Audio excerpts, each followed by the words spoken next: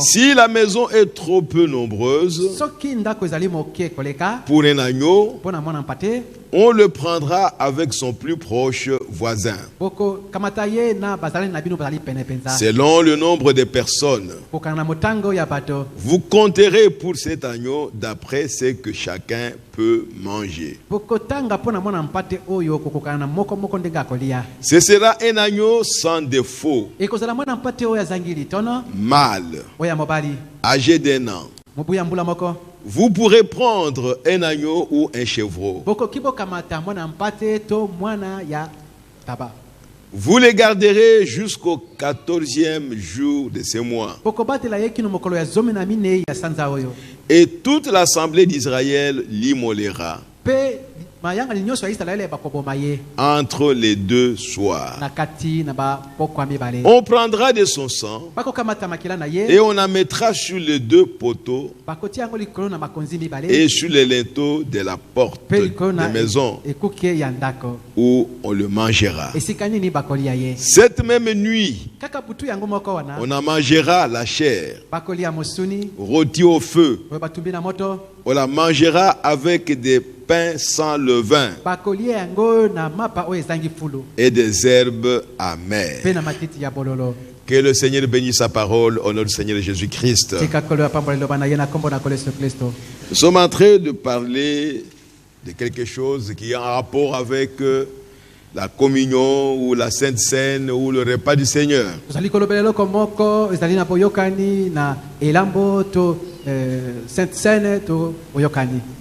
La Bible dit que mon peuple meurt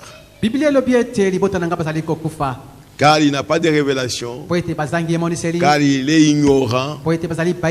C'est pourquoi Dieu a décidé de nous instruire pour que nous ne puissions pas mourir, pour que nous sachions ce que nous sommes en train de faire. Et là où nous avons lu, c'est Dieu qui a institué la Pâque ou la communion pour Israël. Mais quand nous revenons à ce que nous avons lu le mardi, nous avons vu que l'origine de la communion ou du repas du Seigneur, c'est depuis Abraham. Depuis que Melchisédek a donné du pain et du vin à Abraham, Abraham ne pratiquait pas ça dans sa maison. Et toutes les générations qui ont suivi, Isaac et Jacob ne faisaient pas ça. Et ils n'ont pas raconté Melchisédek pour leur donner du pain et du vin. Jusqu'à ce qu'ils sont allés en Égypte, selon ce que Dieu a dit à Abraham. Et nous le savons tous, que vos descendants iront dans un pays étranger et ils deviendront esclaves dans ce pays-là. C'est pénible de savoir qu'un jour je serai un esclave. Peut-être qu'ils se sont moqués de ça quand ils ont vu que les années se sont succédées. Mais la parole de Dieu ne peut pas faillir. Quand Dieu dit quelque chose, même s'il se passe des années et des années et des années, sachez bien que cette parole-là s'accomplira. Parce que Dieu n'est pas un homme. Tout ce qu'il dit est vrai. Il ne raisonne pas. Il est Dieu. Quand il dit quelque chose, il n'y a aucun obstacle qui peut l'empêcher de s'accomplir. C'est pourquoi nous devons nous attendre à Dieu quand Dieu a donné une promesse. Et ce que nous avons vu ces jours-là, pour revenir encore à ça un peu, c'est que Abraham avait une promesse que ce pays-là lui appartenait. C'est là où Dieu l'a envoyé. Quand il a fait sortir de son pays, il dit, je vais te montrer là où tu vas rester. Non seulement toi et tes descendants. Et Abraham savait que ce pays-là lui appartenait. Mais il ne pouvait pas le prendre. Parce qu'il n'avait pas les descendants. Et il savait que ce que Dieu a dit est vrai. Et il s'attendait à ça. Et la Bible dit qu'Abraham marchait avec l'espoir, l'espérance de voir ce pays-là un jour. Avec ses descendants. Et quelque part, Abraham a douté un peu, si on peut le dire ainsi. Parce qu'Abraham a dit à Dieu, je m'en vais sans enfant, sans héritier. C'est Eliezer qui sera mon héritier. Je lui ai dit, ok, sors un peu. Il est sorti, il lui a dit, regarde au ciel. Tu vois les étoiles? Est-ce que tu peux compter ça? Il dit non, telle sera ta postérité. Il l'a amené au bord du fleuve. Il dit, regarde les sables ici. Est-ce que tu peux compter ça? Il dit non, telle sera ta postérité. Et il a demandé à Abraham de prendre un agneau, un oiseau, deux oiseaux. Il a dit couper ça en deux. Et jusqu'à ce que Dieu a fait une alliance avec Abraham. Il a dit, je jure par moi-même. Ce ne sera pas Eliezer qui sera ton héritier, mais c'est celui qui sortira de tes entrailles qui sera ton héritier. C'est alors que Dieu lui a donné la promesse pour que tu sois sûr que tu auras des descendants. Voilà, ces descendants-là iront un jour dans un pays étranger. Et là, ils deviendront esclaves. Et 400 ans après, je les ferai sortir par ma main puissante. Et c'était parti. Mais Abraham, dans ce pays-là, il se sentait libre, il se sentait chez lui. À tel point que quand on lui a appris, comme nous l'avons vu,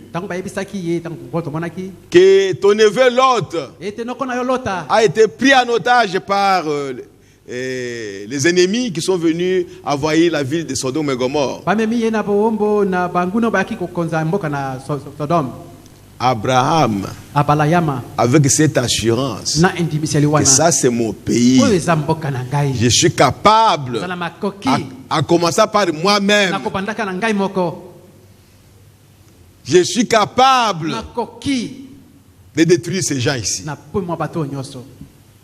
Et il est allé à la poursuite de ces gens-là pour libérer l'autre. Mais en libérant l'autre, il a aussi libéré même les gens de Sodome et Gomorrhe. Mais dans sa pensée, il est allé pour libérer son neveu Lot. Abraham a combattu avec ces gens. Et il a gagné la bataille. Il est sorti vainqueur. Mais nous avons vu que ce n'était pas Abraham qui combattait, mais c'était Dieu qui combattait pour lui. Si Dieu vous donne une promesse, ne raisonnez pas. Ne regardez pas les circonstances qui sont autour de toi. Vois tout simplement que c'est Dieu qui a dit ça. Et Dieu lui me prendra soin de ça. Ce n'est pas toi, c'est Dieu. Et il a toujours fait. Oh, bien-aimés frères et sœurs. Maintenant, Abraham, après avoir gagné la bataille, après avoir eu la victoire, sur le chemin de retour, il a rencontré Melchisedec. Je ne sais pas s'il savait qui était cet homme-là. Parce que c'est Paul qui nous explique ça. Que cet homme-là qu'il a rencontré, il n'a ni père ni mère, ni généalogie, ni commencement des jours, ni fin de vie. Alors qui était-il? Alors il était Dieu. Dans un corps d'un homme. Dans sa théophanie. Et Frère Branham montre que Dieu montrait déjà à Abraham, dans ce pays que je t'ai donné, un jour, je deviendrai un homme. Je deviendrai un homme dans ce pays ici. Et qu'est-ce que cet homme-là a dit à Abraham? Il a béni. Oh frère, si tu gagnes la bataille, la bataille du péché, la bataille du monde, tu gagnes le monde, tu triomphes sur le monde, Dieu va te bénir. Tu cherches les bénédictions, mais alors va combattre, sachant que c'est lui qui va combattre pour toi. Va combattre avec l'assurance que tu auras la victoire. Parce que c'est lui qui l'a dit. Depuis que Jésus est mort à la croix, il a tout vaincu pour toi. Frère Branham me dit, toutes les portes de l'ennemi que tu ne pouvais pas vaincre, que l'homme ne pouvait pas vaincre, Jésus a vaincu ça pour lui. Tu n'as pas à combattre. Le combat est déjà terminé. La bataille est déjà terminée. Tu n'as qu'à te mettre debout et prendre la victoire. Ayez foi, frères et sœurs, à ce que Dieu a dit. Ayez foi à l'œuvre de Golgotha. Ce n'est pas toi qui as fait cette œuvre-là. Ce n'est pas ton pasteur qui l'a fait. Mais c'est le Seigneur Jésus-Christ lui-même. Et il a dit, tout pouvoir m'a été donné. Frère, et au ciel, et sur la terre, et sous la terre, tout pouvoir lui a été donné. Oh, frères et sœurs, pourquoi nous tremblons? Regardons tout simplement à Jésus. Il a déjà tout fait, tout est accompli. Rien n'est resté, frères et sœurs. Tout ce que le diable prétendait avoir, à la croix, Jésus lui a tout racheté. Il lui a racheté toute l'autorité qu'il avait sur toi et sur moi. Tous les pouvoirs qu'il avait sur toi et sur moi. À la croix, on lui a racheté tout ça. Donc le diable aujourd'hui, il est faible. Il ne peut pas combattre avec un enfant de Dieu et gagner le combat. Il le sait déjà. D'abord, s'il te voit dans ta position, il va te fuir. Alléluia. Amen. Parce qu'il sait qu'il ne peut même pas oser. Parce que Jésus a déjà fait le travail. Il ne peut pas combattre Jésus.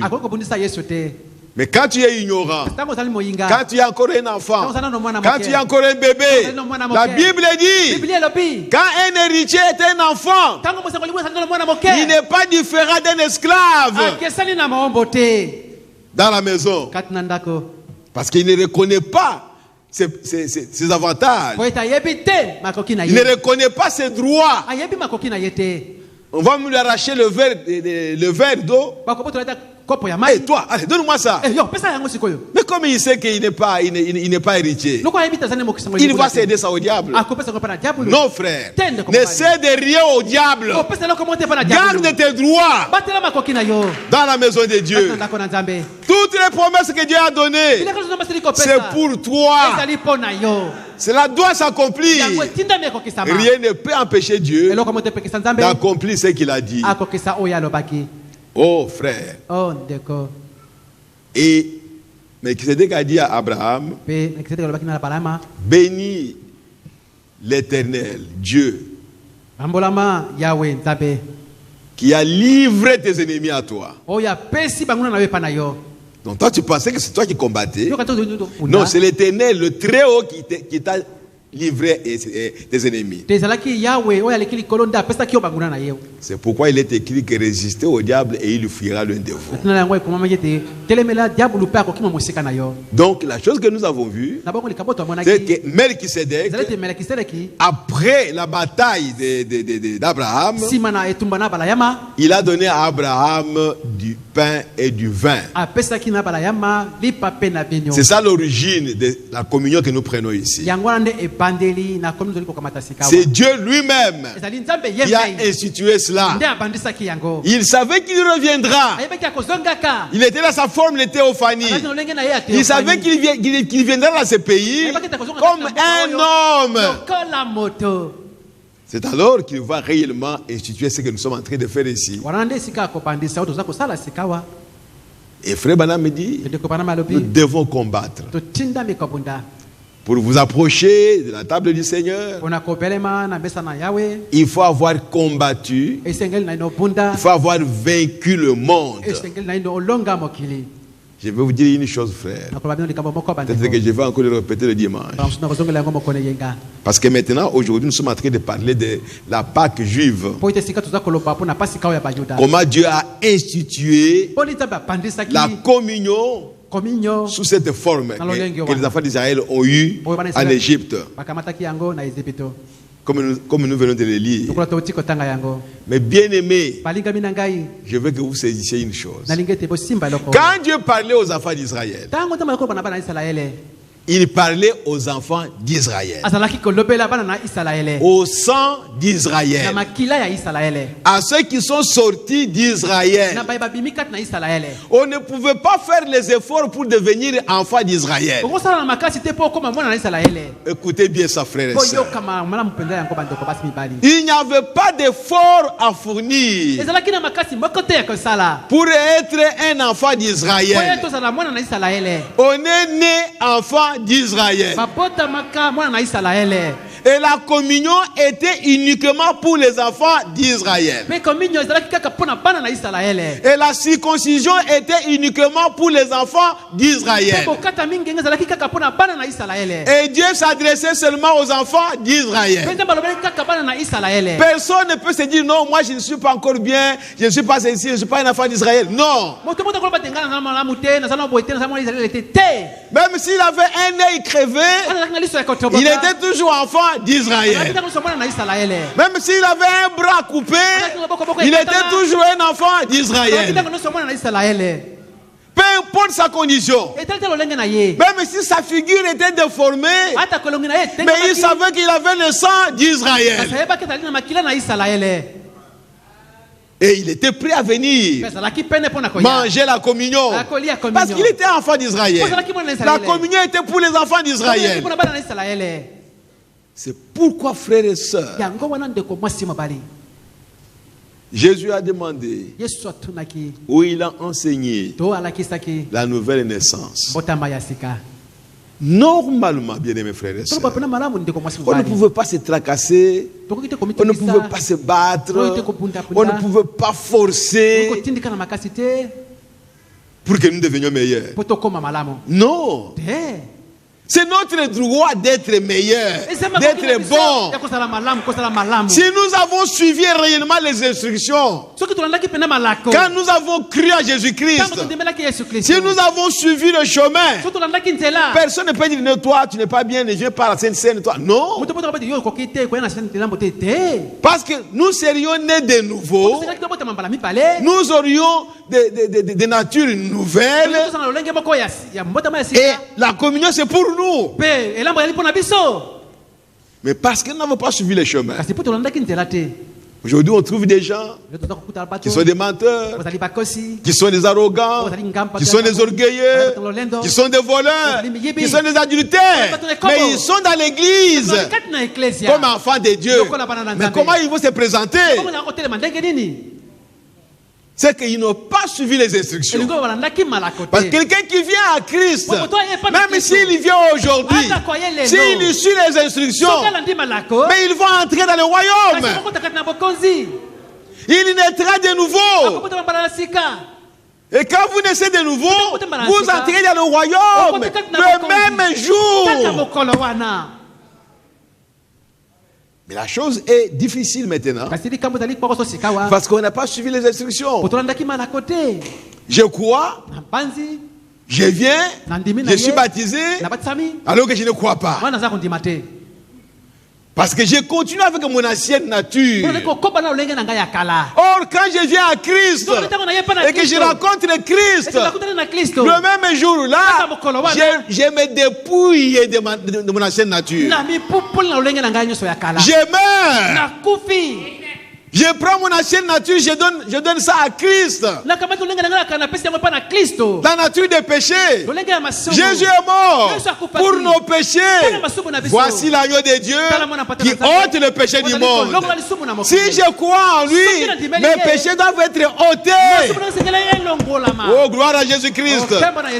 Mes bien-aimés frères et sœurs, entrons par la porte. C'est parce que nous ne sommes pas entrés par la porte. C'est pourquoi nous en souffrons. Pour venir à la Sainte Seine, ça devient un problème. Alors que ça ne devait pas être un problème. Pour les enfants de Dieu. Si chacun de nous est entré par la porte, comme Jésus l'a dit, je suis la porte. Personne ne peut arriver chez mon Père sans passer par moi. Si chacun de nous peut s'examiner, est-ce que je suis passé par la porte? Le problème est simple. Lui a déjà tout fait. Et nous venons tout simplement pour prendre la chose. Quels efforts nous devons fournir pour devenir meilleurs, pour que je sois sanctifié? Qu'est-ce que moi je dois faire? Jésus a dit, Père, sanctifie-les par ta parole, car ta parole est la vérité. Quand j'écoute la parole, je suis sanctifié. Si je reçois cette parole, ce n'est pas que je vais aller faire les efforts pour mettre les paroles en pratique. Non. Le moment où je crois que cette parole est la vérité, je suis sanctifié. Oh, mes bien-aimés frères et sœurs, le peuple d'Israël, quand Dieu parlait au peuple d'Israël, alors il parlait au peuple d'Israël. Et quand Dieu parle aux chrétiens, laissez qu'il parle aux chrétiens. Pourquoi nous sommes là, mélangés, et ainsi de suite? Alors que chacun de nous est venu pour avoir la vie éternelle. Mais pourquoi tu n'as pas la vie éternelle? Toute personne qui a la vie éternelle, mais il est chrétien. La Sainte Seine, ça ne dit rien. Donc il y vient fier pour accomplir l'ordonnance de son Seigneur. Je n'ai pas à regarder à gauche ou à droite. Je sais que j'aime tout le monde. Je n'ai pas un problème avec quelqu'un. Donc je viens à la Sainte Seine correctement, sans souci. Oh, mes bien-aimés, vous êtes Israël, n'est-ce pas? Vous êtes Israël spirituel. Vous avez le sang de l'agneau de Dieu. Vous êtes né du sang de Christ. Oh, mes frères. Mais nous devons combattre pour gagner le combat. Gagner la bataille de ce monde ici. Nous sommes environnés par les péchés, une multitude de péchés. Le diable rôde autour de nous pour chercher qui dévorer. Oh, mes bien-aimés, le diable connaît tes faiblesses. Il connaît très bien. Et il peut venir te déranger à tout moment. C'est que Frère Branham a appelé ton point faible. Que chacun de nous a un point faible qu'on doit protéger. Tous les coups qui viendront de Satan, ce sera dirigé vers les points faibles là. Pour te briser, pour te détruire, pour te faire sortir de votre nature de chrétien. Alors il faut protéger ça. Quand le diable vient, toi tu tournes. Pour qu'il ne puisse pas te toucher à ces points-là. Oui, frère. Tu dois connaître ton point faible. Frère Branham me dit, le point faible de Jésus, c'était la faim. Quand il a faim, oh, ça ne va pas. Et toi, quel est ton point faible que tu peux protéger? C'est la colère, ton point faible. Elle protège ça. Quand quelqu'un vient te parler avec arrogance, fuis cette personne-là. Parce que sinon tu vas t'emporter. Tu vas exploser. C'est ton point faible. Tu dois protéger ça. Et ne cherche pas de problèmes avec les gens. Cherche dans ta vie. Tu as un point faible. Tu ne bois pas. Tu ne fumes pas. Là, il n'y a pas de problème. Le diable ne peut pas venir avec la cigarette pour te donner. Même s'il mettait des paquets ici, tu es déjà devenu fort pour la cigarette. Mais si c'est la boisson qui est ton point faible, alors fuis la boisson. Ne va pas te mettre au milieu des gens qui sont en train de boire. Parce que le diable va te tenter.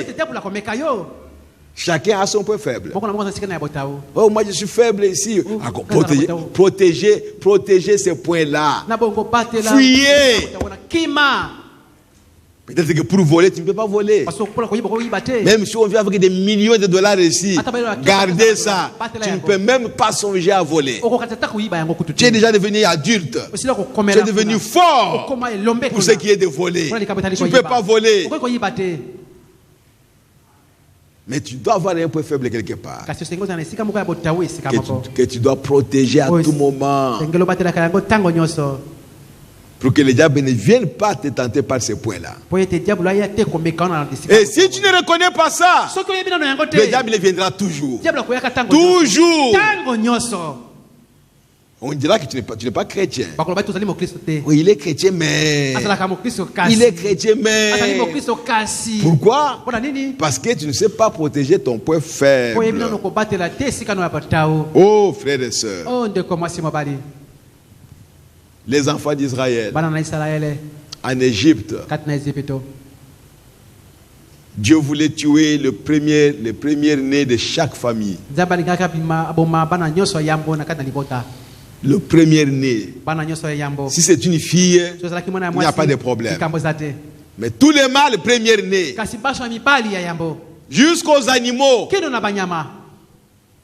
Si moi j'étais le premier aîné dans ma famille et que j'ai aussi un premier aîné qui est garçon, et moi je vais mourir et mon fils va mourir. Quelle idée en Égypte? Si mon père aussi était un premier aîné, lui aussi il va mourir. Tous les premiers aînés devaient mourir en Égypte. Et Dieu a dit à Israël, je vous donne un signe. Vous allez tuer chaque famille un agneau ou un chevreau. Si vous faites seulement ce que Dieu vous demande de faire. Mais le problème est terminé. Ne raisonnez pas. Qu'est-ce que le sang ici a à faire? Le sang ici, ça va nous protéger vraiment. Frère Bana me dit, les enfants premier-né, à tout moment il demandait à leur père, est-ce que papa, tu as vraiment mis le sang sur le léto? Allez encore voir papa, je vais t'accompagner, moi-même je vais voir. Parce qu'il savait que c'est lui qui était concerné. Si son père n'était pas le fils premier-né, il n'était pas concerné. C'est lui qui était concerné. Dans toute la famille, tous les autres garçons n'étaient pas concernés. Frère, des problèmes du salut, des problèmes de l'enlèvement, c'est toi qui es concerné. Ce n'est pas tout le monde. Tu dois marcher comme c'est ton problème à toi seul. C'est ça la vie chrétienne. Ne regarde même pas au pasteur. Toi tu peux partir et le pasteur va rester. Ne regarde pas à lui. C'est une affaire individuelle.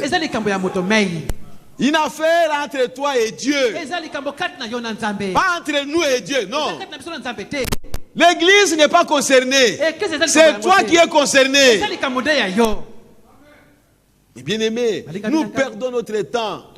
Oh, nous sommes de l'église telle.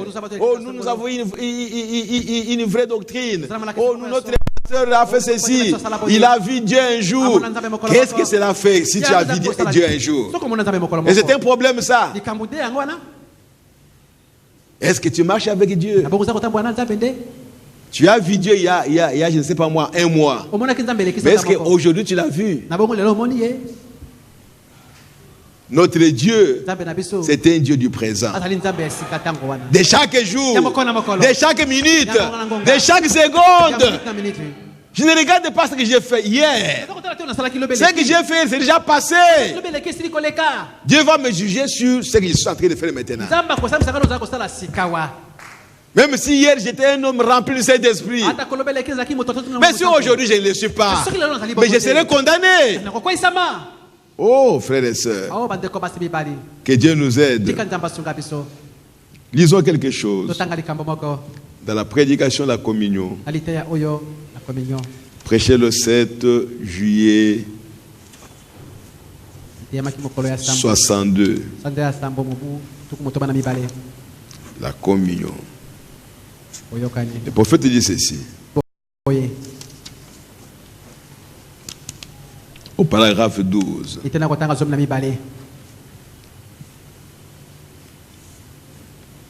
Il dit: ceci représente le corps du Seigneur Jésus,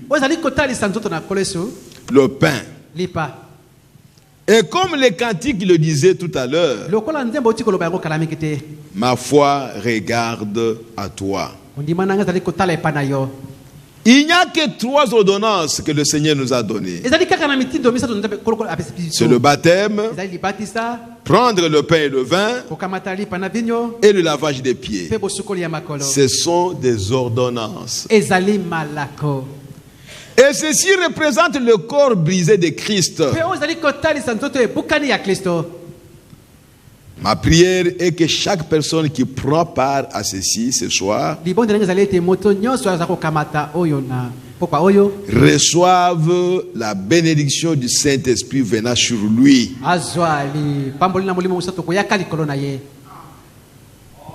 Quand on prend la Sainte Seine, quand on mange le pain et on prend le vin, si on le fait avec discernement, on sera béni sur place là. Si tu étais malade, tu seras guéri.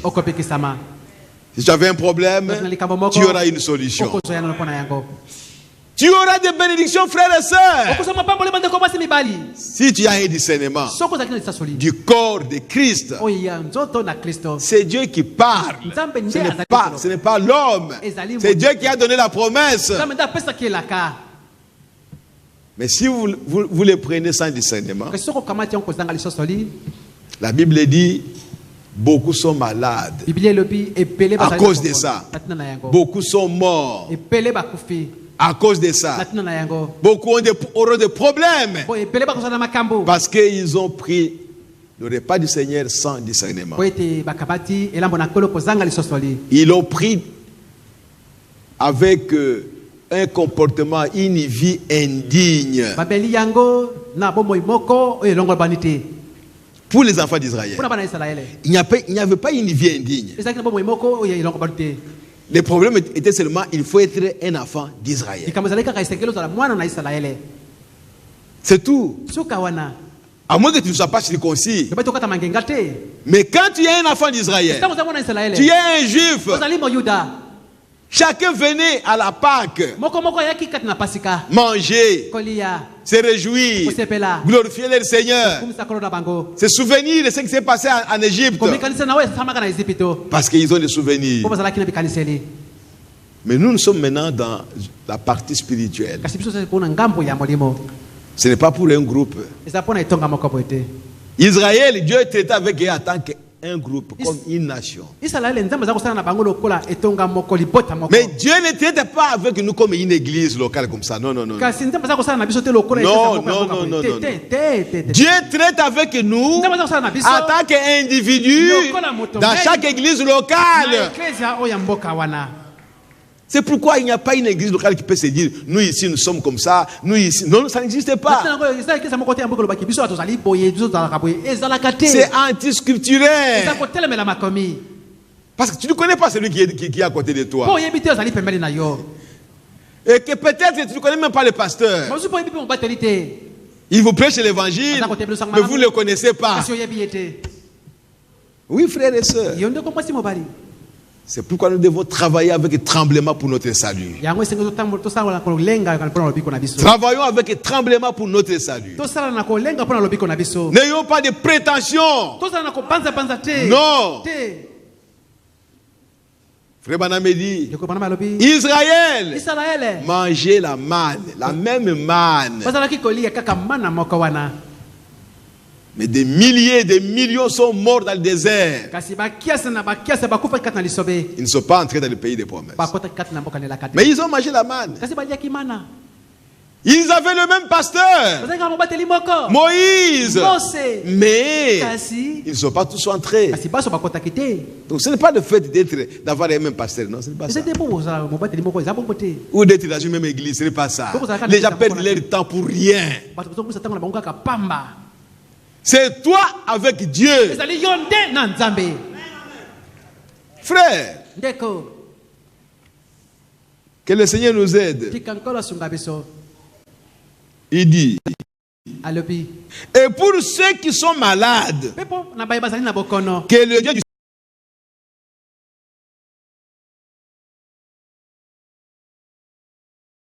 on avait pris les herbes amères et du vin. Je crois que Dieu vous guérira et que durant tout votre pèlerinage, il n'y aura pas de maladie parmi vous. Ah, ça n'entre pas. Ça n'entre pas. Mais c'est Dieu qui parle. Que si vous prenez ça, la Sainte Seine, vous ne serez pas malade. Durant tout votre pèlerinage, vous ne serez pas malade.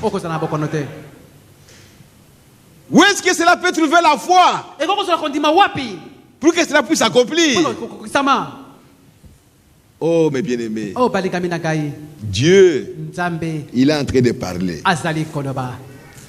Il parle à l'individu. Dieu vous guérira et que durant votre pèlerinage, il n'y aura pas de maladie parmi vous. Que le Dieu du ciel nous regarde maintenant alors que nous lui offrons ceci. Tu viens à la table du Seigneur avec un cœur sincère, circoncis, croyant que c'est Dieu qui l'a dit. C'est une ordonnance instituée par Dieu lui-même, par le Seigneur Jésus. Moi je crois à ça et je vais m'approcher. Si tu es malade, Dieu te guérira. On ne te posera pas les mains, mais le fait de prendre ce mal à Sainte-Seine, tu seras guéri. Frère Branham me dit, quand les enfants d'Israël ont mangé cela en Égypte, ils sont sortis à bonne santé. Il n'y avait pas de pharmacie dans le désert. Il n'y en avait pas. Ils avaient chacun une paire de souliers. La Bible dit, cela ne s'est pas usé. À cause de la communion. À cause du repas du Seigneur. Quel secret y a-t-il là-dedans? Et aujourd'hui nous comprenons que le pain là représente le corps de Christ. L'agneau qu'il mangeait là, ça représentait le Seigneur Jésus-Christ, l'agneau de Dieu.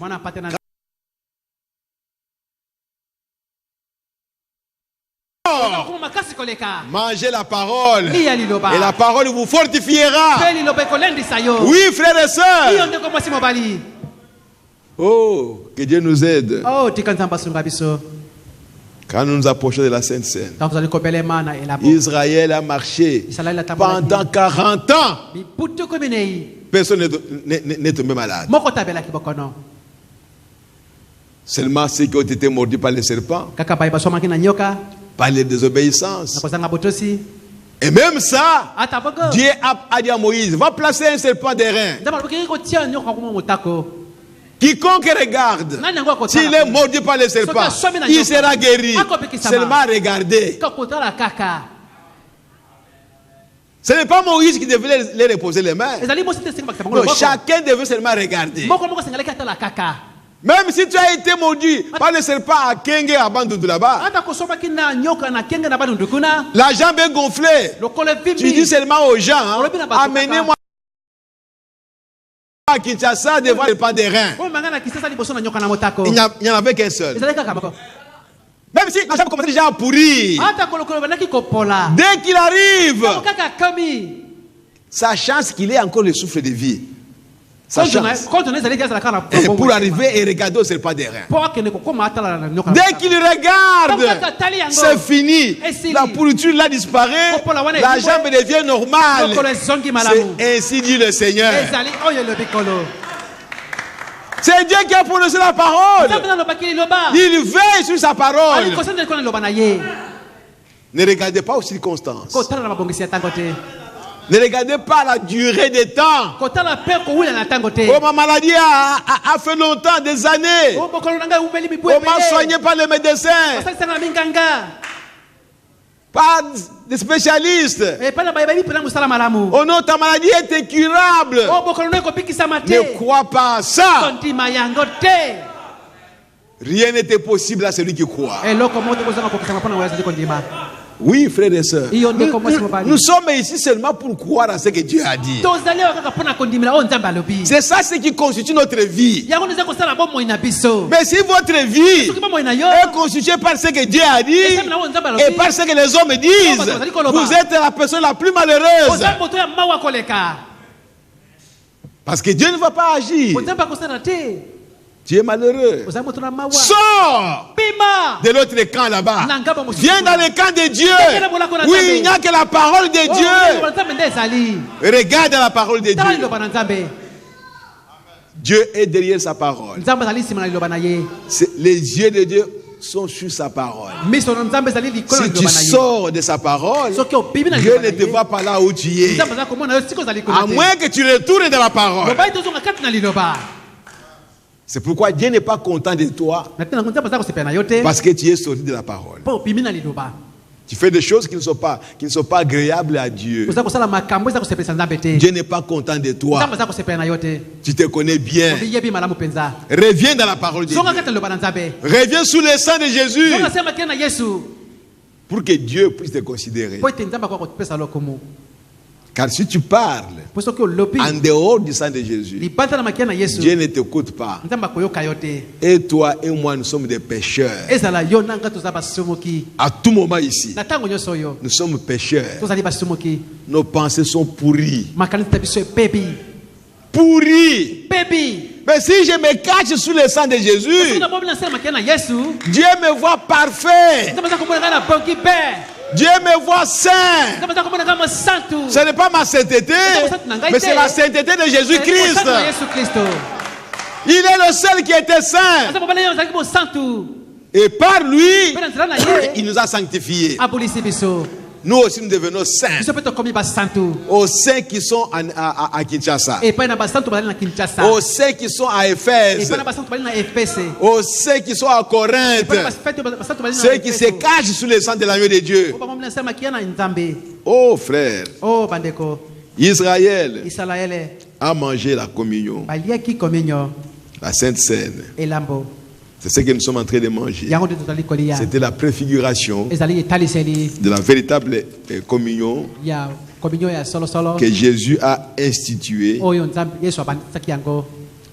quand il a mangé la dernière Pâque. Et il a dit à ses disciples, j'ai désiré vivement manger cette Pâque. J'ai désiré vivement. Jésus allait toujours à la Pâque. À la Pâque. Mais il savait qu'il y aura une dernière Pâque où le mystère sera dévoilé. Oh, gloire à Jésus-Christ. Et nous sommes dans ce mystère-là. Mais les Juifs en dehors de cette Pâque-là, ou après cette Pâque-là, il continuait toujours à aller manger la Pâque. Mais Dieu n'était pas là. Dieu veillait sur les Pâques jusqu'à la dernière Pâque. Que le véritable agneau qui était préfiguré par l'agneau qu'on mangeait, quand ce véritable agneau est venu, il a été offert. C'était terminé. Tout ce que les Juifs pouvaient faire comme Pâques, c'était la pourriture. Dieu ne regardait pas ça. Parce que cette Pâque-là a été donnée pour le véritable agneau de Dieu. Dieu voulait ramener l'homme à ce qu'il était au commencement. Dieu voulait ramener l'homme dans la communion qu'il avait avec lui. Mais comment il pouvait le faire? Il fallait que le sang coule. Le véritable sang. Mais comme le véritable sang n'était pas encore là, Dieu a donné un substitut, le sang des animaux. Mais le sang des animaux ne pouvait pas ôter le péché de l'homme. L'animal est l'être le plus bas par rapport à l'homme. Il fallait le sang d'un homme. Un homme saint. Un homme parfait. Parmi ceux qui sont nés de femmes, on n'a pas trouvé un homme comme ça. C'est pourquoi Dieu devait venir lui-même. Naître d'une femme. Donner la sémence à une femme. Afin que sa parole puisse s'accomplir. Donc quand Dieu est venu dans l'humanité, c'était pour ôter le péché de l'homme. C'est pourquoi Jean a dit, ceux qui sont nés de Dieu ne peuvent pas pécher. Tu trouves cela difficile? Mais c'est la parole de Dieu qui l'a dit. Crois-le tout simplement. Moi, je suis né de Dieu. Je ne peux pas pécher. C'est tout. Quoi? Car c'est Dieu qui dit ça. C'est la parole qui l'a dit. C'est la Bible qui l'a dit. Crois tout simplement. Tu verras la chose s'accomplir. Mais quand tu commences à raisonner, est-ce que c'est vraiment possible? Alors, tu doutes la parole de Dieu. Et tu deviendras encore plus pécheur. Mais Jean a dit, voici l'agneau de Dieu qui ôte le péché du monde. Dans la prédication Jéhovah Jireh, troisième partie, prêché le 7 juillet 62. Je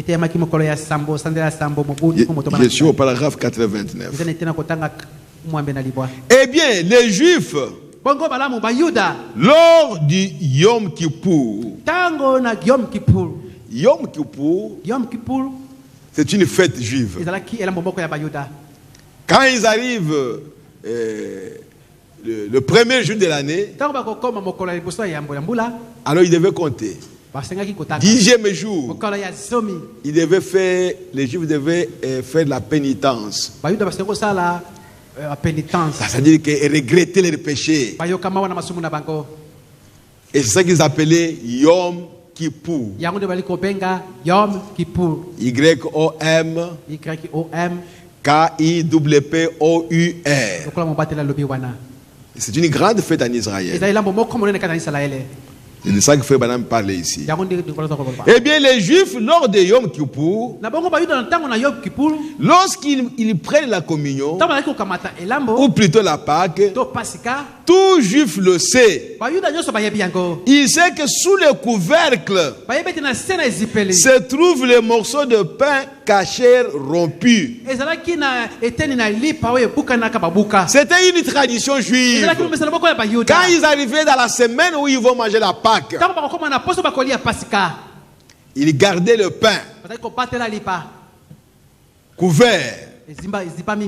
Et il y avait le pain coupé ou brisé à l'intérieur, qu'on appelait le pain caché. Frère Branham me dit, les Juifs ne savaient pas qu'est-ce que cela signifiait. Mais selon la loi, il devait manger ça. Après avoir mangé toute la semaine, le pain sans levain, après avoir bu le jour de la Pâque, Frère Branham dit que c'est le dernier pain qu'il devait manger. Il va ouvrir maintenant le couvercle et prendre ce pain-là. C'est ça le pain caché. Et c'est ce que Jésus a fait. Où est-ce qu'on va nous préparer la Pâque aujourd'hui? Il dit allez-y, vous rencontrerez un homme avec une cruche, suivez-le. Et là où il va partir, demandez dites à son maître, le maître a besoin d'une chambre, d'un endroit pour lui préparer la Pâque. La personne n'a pas bougé. Parce que c'est le maître qui a décidé. Frère, quand Dieu décide une chose, qui que vous soyez, quand c'est lui qui a dit que tu feras ça, tu le feras. Qu'est-ce que tu es devant Dieu? Il connaît ton système. Il sait où toucher pour t'obliger à faire la chose. Il te connaît bien. Oh frère, que Dieu nous aide. Et ils ont préparé l'endroit dans une chambre haute. C'est là où ils sont allés manger la dernière Pâque dont nous sommes en train de parler quand nous prenons la communion. Et c'est là où il a pris le dernier pain, le morceau de pain qui était sous le couvercle. C'est ce morceau de pain là qu'il a pris, il a brisé et il a dit, ceci est mon corps qui est offert pour vous. Mais les Juifs ne savaient pas ça. Cela représentait le corps de Jésus-Christ. Cela représentait le corps de l'agneau de Dieu qui sera brisé pour le péché de l'humanité. Mais les Juifs mangeaient ça comme ça. C'est pourquoi la dernière Pâque, Jésus a dit que j'ai désiré vivement manger cette Pâque. Parce qu'il devait maintenant révéler la signification de ce pain caché. Et ce jour-là, ses apôtres, ses disciples ont compris le pain caché. Car ça représentait le corps de l'agneau que nous allons manger. Quand Jésus a dit, si vous ne mangez pas ma chair, si vous ne buvez pas mon sang, vous n'avez pas la vie à vous-même. Et beaucoup de Juifs qui n'ont pas compris ça. Parce que Jésus ne l'a pas expliqué. Au pasteur, qu'est-ce que ça signifie? Il y a des choses qu'on ne peut pas expliquer. Croyez tout simplement. Ce n'est pas le pasteur qui a dit ça. Si on ne comprend pas, il y a quelqu'un qui a dit ça. Crois tout simplement que ce qui est écrit là est la vérité. Oui, frères et sœurs. Il y a des choses qu'on demandait à Frère Branham. Il dit, je ne sais pas. Arrête-toi là-bas. Tu veux tout connaître. Si tu connais tout, c'est que tu viens égal à Dieu. C'est ce que le prophète dit. Vous voulez connaître tout, expliquer tout. Mais alors, vous êtes comme Dieu. Mais nous ne voulons pas être comme Dieu. Quand Dieu nous révèle la chose, nous la prenons maintenant. Quand il ne nous la révèle pas, nous restons là comme ça. Mais nous croyons que ce qui est dit là est la vérité. Nous pouvons le témoigner au monde que ça c'est la vérité. Qu'est-ce que cela signifie? Je ne sais pas. Mais c'est écrit dans la Bible. Et je le crois. Oh, merci Seigneur. Et je ne connais aucun juif avec lequel je me sois déjà entretenu qui soit capable de m'expliquer la raison d'être de ces pères cachers rompus. Eh bien, elle est ici dans la confirmation de l'alliance. C'est le corps brisé de Christ. Quand il sépara Dieu de l'homme. Voilà le pain que nous prenons à la Sainte Seine. Ce n'est pas le pain corps, église de Christ, non. L'église de Christ, l'épouse, c'est le corps de Christ. Mais un corps qui est rempli du Saint-Esprit. Ce n'est pas ce que nous prenons à la communion. À la communion, nous prenons le corps qui était brisé. Où Dieu a été séparé de l'homme. Parce qu'il est écrit qu'à Gethsemane, quand il souffrait là, alors l'esprit l'a quitté. Il restait un corps sans cette colonne de feu qui le conduisait à tout moment. C'est pourquoi le corps qui allait à la croix là, c'était un corps sans Saint-Esprit. C'est ce corps là que nous mangeons. Un corps brisé pour le péché. Oh frère, que Dieu nous aide. C'est pourquoi quand on pense à cela, on ne peut pas venir avec une vie de désordre devant un corps qui a été brisé à cause de cette vie-là. Vous venez encore vous approcher de ce corps-là. Alors vous n'avez pas le discernement du corps qui a été brisé. Oh frères et sœurs, c'est à cause de mes péchés, à cause de vos péchés, de cette vie indigne, des critiques, d'orgueil, de mensonges, toutes sortes de vies mauvaises. C'est à cause de cela que ce corps a été brisé. Mais comment tu peux venir encore à la Sainte Seine avec ces désordres-là? C'est que tu n'as pas de discernement. Tu prends la Sainte Seine comme une tradition de l'église. Tu vis ta vie, tu blagues, tu plaisantes, et puis après tu viens le soir. Oh, je vais à la communion. Honte à vous. Vous devez avoir le discernement du corps de Christ qui a été frappé à cause de nos péchés. Frappé par Dieu. Et il a pleuré. Mon Dieu, pourquoi m'as-tu abandonné? Son père, qui était en lui, le Saint-Esprit, l'a abandonné. Le frère Branham me dit, ce n'était pas lui qui pleurait comme ça, mais c'est toi et moi. Parce que Dieu nous a abandonnés. Oh, mes bien-aimés frères, c'était pourquoi? C'était pour que Dieu signe une alliance avec l'homme. C'est pourquoi toute personne qui vient à Dieu, qui croit Dieu, il doit signer une alliance avec Dieu. Et cette alliance-là, c'est le Saint-Esprit et le corps de Christ.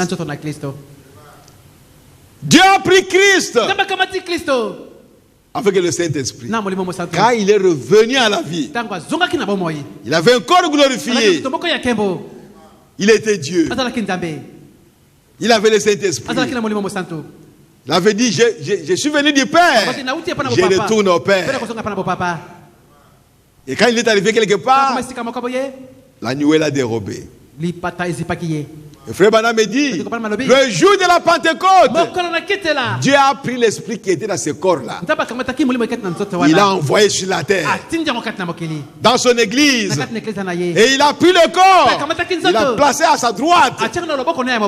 Voilà l'alliance que Dieu a traitée avec l'homme. Dans cette alliance, Dieu a pris une partie, l'homme a pris une partie. Un jour, les deux parties vont revenir ensemble. Ce que nous attendons, frères et sœurs, Et frère Branham me dit, à l'enlèvement de l'église, tous ces esprits qui étaient en nous là, moi j'ai le Saint-Esprit. Moi j'ai le Saint-Esprit. Dieu va ramasser tout et les retourner à Christ. Parce qu'on n'en aura pas besoin. Nous n'avons besoin du Saint-Esprit que sur cette terre ici. Parce qu'il doit combattre pour nous. Il doit nous guider. Mais quand nous rentrerons à la maison, on n'aura pas besoin de lui. Nous serons semblables à lui. Oh frère, examinez-vous pour savoir dans quel état tu viens. À la table du Seigneur, à la communion, c'est pour ton bien. Si tu crois réellement à l'évangile tel qu'il a été prêché, tu n'auras pas de problème. Tu n'auras pas les efforts à fournir. Qu'est-ce que je peux faire pour ne pas voler? Tu n'en auras pas. Parce que la chose deviendra automatique chez toi. Oui, frères et sœurs, c'est la Bible qui l'a dit. Oh, mes bien-aimés, que Dieu nous aide. Il était à la fois Dieu et homme. Et quand il fut monté, l'Esprit, et Jésus dit, écoutez, en ce jour-là, vous connaîtrez que je suis dans le Père, que le Père est en moi, que moi je suis en vous, et vous en moi. C'est Dieu dans son peuple. Le même Dieu. Dieu veut habiter dans son peuple. Et c'est ce peuple-là qui est Israël spirituel. Dès que tu fais partie de ce peuple, mais tu viens à la communion parce que tu es un enfant de Dieu. Tu es Israël. Mais si tu vois qu'il y a quelque chose qui ne va pas, mets-toi à l'écart. Prie Dieu pour qu'il puisse te dire comment l'autre a cru. Il est devenu chrétien. Et moi, je dis que j'ai cru. J'ai toujours des problèmes, des difficultés, beaucoup d'histoires. Qu'est-ce qui ne va pas? Le monde est sur moi. Le monde m'attire. Et encore facilement. Oh, mes bien-aimés. Crois au Seigneur Jésus. Crois au Seigneur Jésus. Examine-toi si tu crois réellement. La foi que tu as, c'est une foi intellectuelle ou c'est Dieu qui t'a donné la révélation comme il a donné à Abraham. Abraham avait la foi qui lui a été révélée par Dieu. Abraham a changé complètement. Il n'a même pas regardé d'où il était venu. Il est devenu notre peuple. Il est devenu ami de Dieu. Oui, frères et sœurs. C'est que Dieu veut de toi et de moi. Devenir ses amis et marcher avec lui. Pas à pas, la main dans la main. Sa parole sera notre parole. Et ma parole sera la parole de Dieu. C'est là où Dieu nous amène. Que le Seigneur vous bénisse. Ok, nous allons nous lever. Levons-nous. Oh, gloire à Jésus-Christ, notre Dieu. Oh, que Dieu nous aide, frères et sœurs. La communion, c'est pour toi. Un enfant de Dieu. Prends position pour la parole de Dieu. La femme prostituée, quand il est venu à la rencontre de Jésus, la chose lui a été révélée que celui-ci, c'est lui qui devait venir terminer. La prostitution s'est arrêtée ce soir-là, ou plutôt à cette heure-là, parce qu'il faisait 11h midi. Quand il est rentré à la maison, il a chassé cet homme-là. Oh, frères et sœurs, comment ta situation perdue? Tu continues toujours à faire la même chose. Arrête. Va vers Jésus. Seigneur, j'en ai assez aujourd'hui. Prends-moi ça. Parce que tu es venu pour ôter le péché des gens. Ça ne sert à rien de regarder les autres, de parler des autres personnes.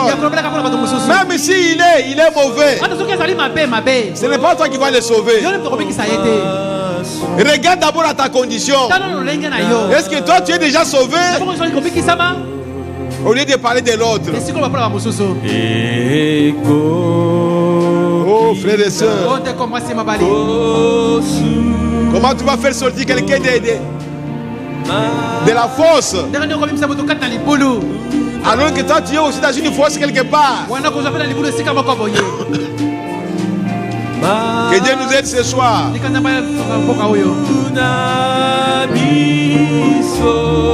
Va tout simplement chez Dieu. Va tout simplement chez Jésus. C'est lui qui t'a appelé. Parle-lui. Dis-lui, Seigneur, sur ces points ici, je suis encore faible. Aide-moi, Seigneur. Si tu es sincère, seulement ce soir, il va t'aider. Oui, bien-aimés frères et sœurs. Oh, gloire à Jésus-Christ. Que Dieu nous aide. Dieu est réel. Il est vivant. Il ne ment pas. Il dit la vérité. Il peut te délivrer ce soir de ton point faible, de ton problème. Il peut te délivrer et tu vas sortir d'ici avec une solution à ton problème. Il est Dieu. Il n'a jamais failli.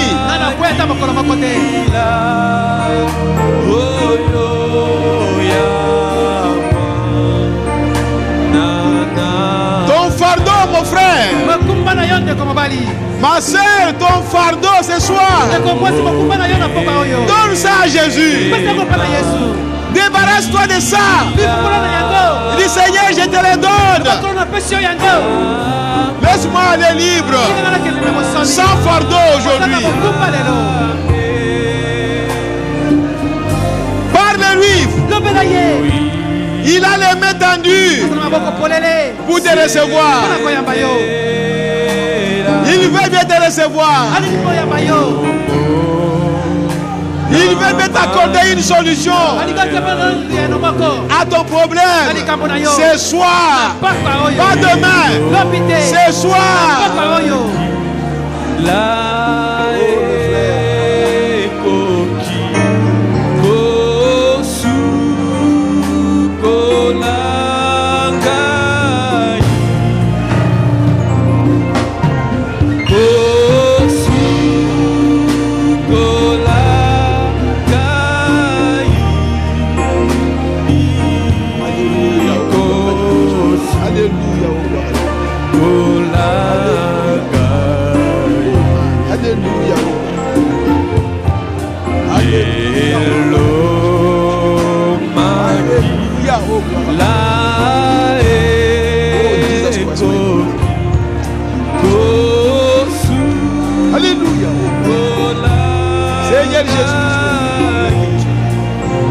Alléluia, oh gloire à ta place. Seigneur Jésus, aide-moi, aide-moi, papa, aide-moi, papa, aide-moi, Seigneur. Merci, Seigneur. Alléluia, alléluia. Gloire à Jésus.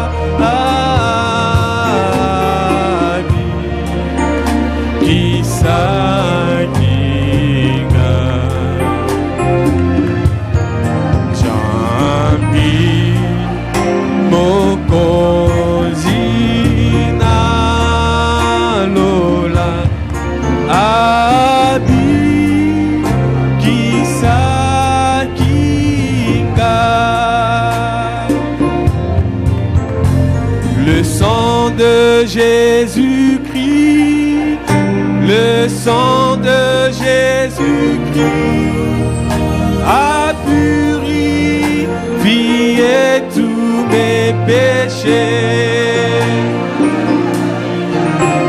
Le sang de Jésus-Christ, le sang de Jésus-Christ a purifié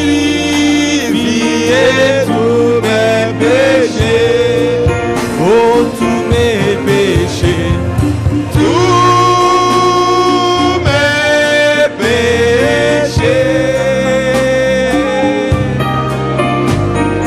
tous mes péchés. Le sang de Jésus-Christ, le sang de Jésus-Christ a purifié tous mes péchés. Makilana Yesu, Makilana Yesu.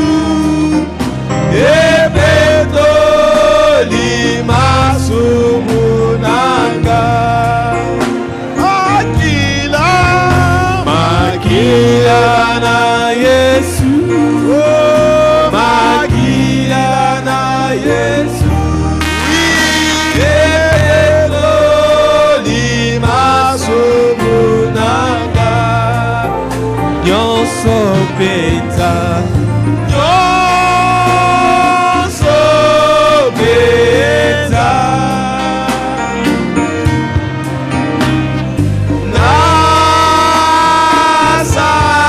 nasalaki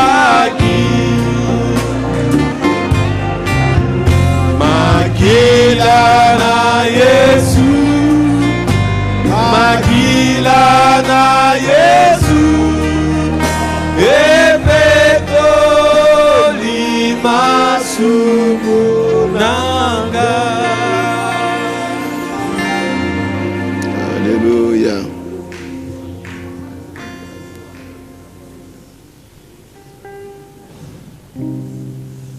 La Bible dit, les commandements de l'Éternel ne sont pas pénibles.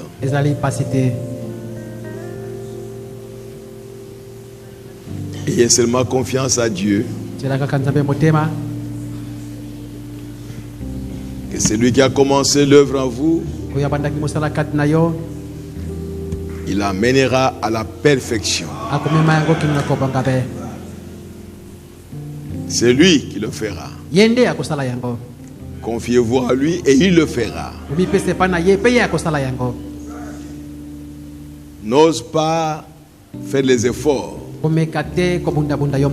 Va vers lui. Ce soir, cette nuit, va vers lui. Tu verras combien il est bon. Et combien tu deviendras parfait. Parce qu'il le fera. Prions le Seigneur. Dieu notre Père Céleste, tu es bon pour nous, Seigneur.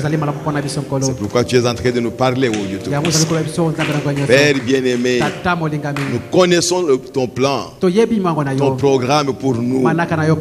Tu as dit que tu as des meilleurs projets, des projets de bonheur et non pas de malheur pour chacun de tes enfants.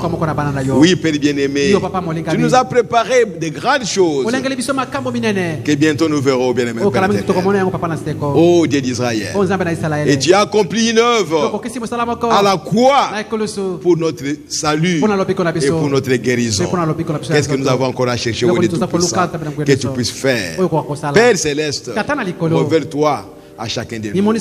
Révèle chacun de tes enfants cette œuvre que tu as accomplie, Seigneur, pour qu'ils puissent l'accepter, pour qu'ils puissent croire à ça, et il deviendra parfait, Seigneur. Ô Roi des rois, le Seigneur des seigneurs, nous voulons te voir au milieu de nous, marchant parmi ton peuple, habitant dans tes enfants, afin que le monde puisse voir Dieu au milieu de nous. Merci, Seigneur Jésus. Aide-nous, bien-aimé Père. Marche avec nous, Seigneur, d'ici jusqu'à la maison. Et nous avons confiance à toi, que tu es capable, Seigneur, de faire de nous de véritables chrétiens. De véritables chrétiens, Seigneur, qui peuvent te représenter dans ce monde. Père, tiens-nous par la main et conduis-nous, Seigneur. Seigneur notre Dieu, nous sommes arrivés à la fin de cette vie. Nous avons les paniers devant nous pour récolter les offrandes. Sanctifie-les, Seigneur, et bénis chacun de tes enfants qui va y mettre quelque chose. Et ceux qui sont venus à l'autel, oh Dieu Tout-Puissant, aide chacun à déposer son fardeau, à le laisser devant toi, à tes pieds, et qu'il rentre chez lui, sur sa chaise, avec ton joug à toi, qui est léger, et qu'il puisse savoir comment porter cela, Seigneur. Père, si toi tu ne fais pas ce travail, qui autre le fera? Le diable va se moquer de toi, que tu nous as fait sortir des dénominations pour nous perdre ici, que tu n'es pas capable de nous sauver, tu n'es pas capable de nous manifester comme fils et filles de Dieu. Oh Père bien-aimé, pense à cela, Seigneur, afin que ce soir, que tu puisses commencer le travail à chacun de nous, Seigneur. Merci Père bien-aimé. Sois béni, sois loué. Nous comptons sur toi et nous nous attendons à toi, Père. Au nom du Seigneur Jésus-Christ. Amen. Amen. Amen. Amen. Amen. Nous avons un mariage ce dimanche. Il y a le frère Daquin Kwete et la sœur Vassia Mboyo Akasia qui vont se marier. Aux futurs mariés, si vous êtes là, faites les efforts de venir à temps. Si vous pouvez arriver ici à 11h, ce n'est pas mal. Nécrologie, nous rappelons aux frères et sœurs que le deuil de la petite sœur du frère Lazare Bimpe se tient au numéro 2114 de l'avenue Ngangi, dans la commune de Lemba. Référence salle de fête Moana Lemba. Quant au programme des obsèques, il se présente de la manière suivante. Demain samedi 21 septembre 2019. 21 septembre 2019. Sortie du corps de la morgue de clinique universitaire. Et exposition dans la salle funéraire 9 régions. Quartier Super Lemba. Commune de Lemba. Le dimanche 22 septembre 2019. Enterrement au cimetière de Kinkole. Et il a donné les numéros de contact. 085 072 82 11. Et l'autre numéro 082 68 085 et 42. Le frère sollicite vos prières.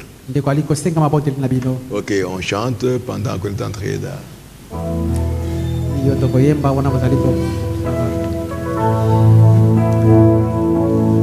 Prends le nom de Jésus avec toi, enfant de tristesse et paix.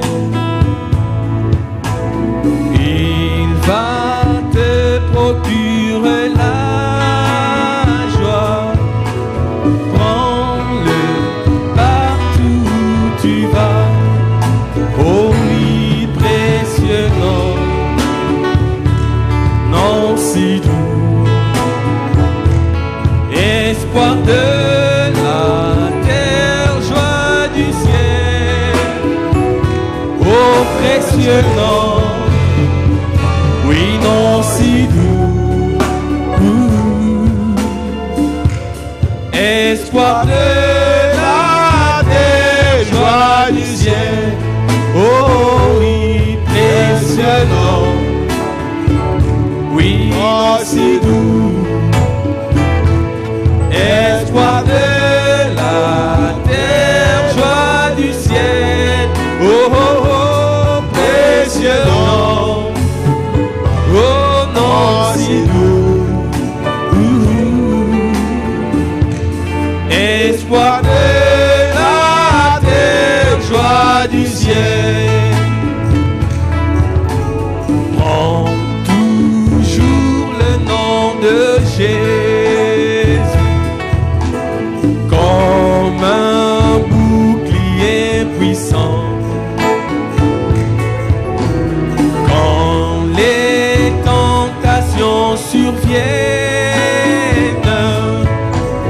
unis ce nom en priant. Oh oui,